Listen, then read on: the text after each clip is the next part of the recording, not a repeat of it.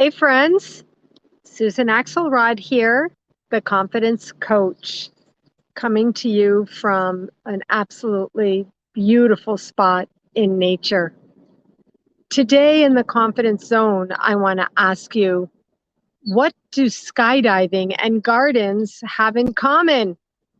If you follow me, you know that just a few days ago, I did my first jump out of a plane.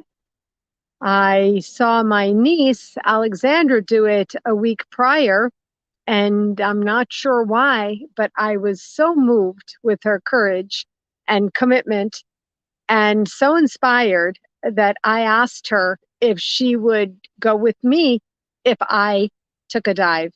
And she said, "Hell yeah, Aunt Susan." And so on Friday, we did. So Friday, I was driving to an airport, getting suited up in tandem, flying up 14,500 feet in the air and jumping out of a plane. And today I'm sitting in this beautiful, gorgeous, quiet, sacred garden. And I want to ask you, what do the two of these things have in common? And the answer is me and my soul. Confidence is here. It's not found just jumping out of a plane. It's not found just sitting in a beautiful space of nature. It's found where you are, where you feel connected to self energy, where you feel deeply calm, deeply convicted, deeply committed to your own best sense of self, where you break through blocks, barriers, and resistance to commit to all the buckets that you hear me talk about: your emotional well being, your mental well being, your physical, spiritual, financial, family, fun buckets of well being. Whether you're diving out of a plane or sitting in a meditative space, it's in you, it's up to you, and it's about you to figure out what it is that's preventing you from stepping out in courage, from stepping out in uh, in joy, and most of all, from stepping forth in contentment. All these things come from curiously looking at yourself, observing yourself, committing to yourself, and giving yourself permission to rise, right? To release inhibitions and secure enthusiasm or secure energy, if that's what it is for you. And sometimes it does, in fact, take jumping out of your comfort zone into what would be the confidence zone if you're doing something new, different, or something that feels hard. When you overcome an obstacle, when you overcome struggles, when you say, "I'm doing this," when you say, "I can," when you say, "I give myself permission," when you say, "I don't have to do it the way everyone else is doing it," when you say, "I want it," that's where confidence lies. Now, the other day, I did my live speaking directly to young professionals. Today, I want to speak with people who are in an older stage of life. What do you need to do to step out of your comfort zone? Our young people need you to.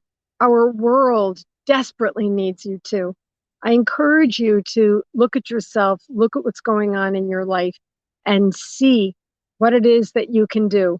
Again, you don't have to jump out of a plane. People are already asking me, "What are you going to be doing next?"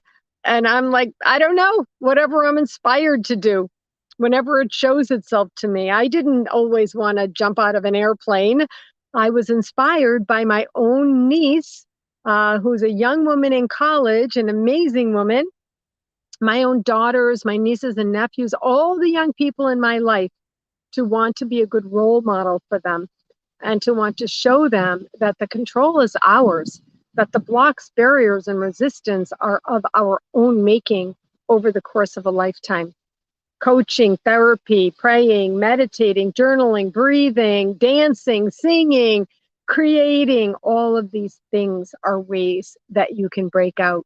So if you're in an older stage of life, whatever that is, I called myself last night to my nephew, Zach, who's going to be 18 in a few weeks.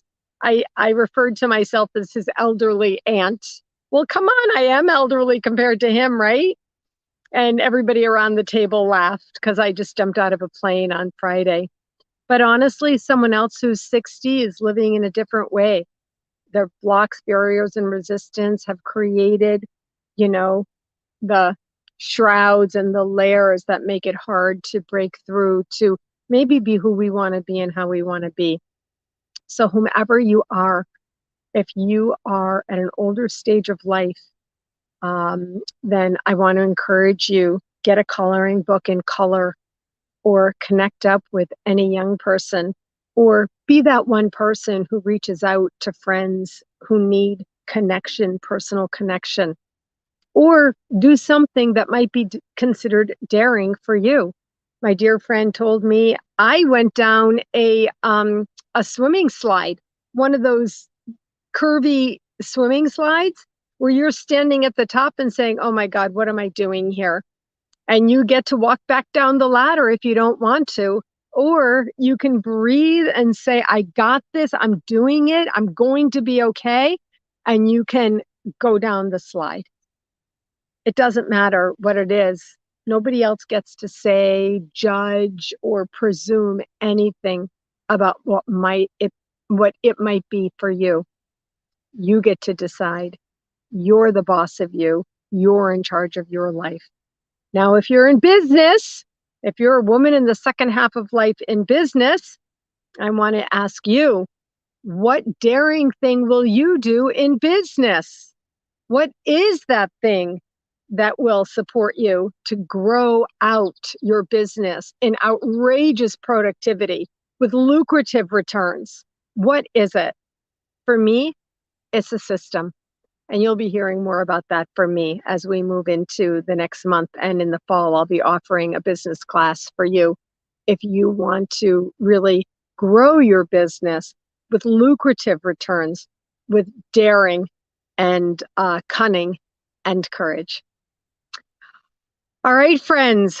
Thank you so much for joining me today. I love seeing you live. I want to invite you, if this material has been helpful for you or of interest, I want to invite you to subscribe to my YouTube channel if that's where you're watching me. It's so important to me. It's so helpful to me. And it will show me that I'm on track in my business and life. All right, friends. Thank you for joining me. See you tomorrow. Bye-bye.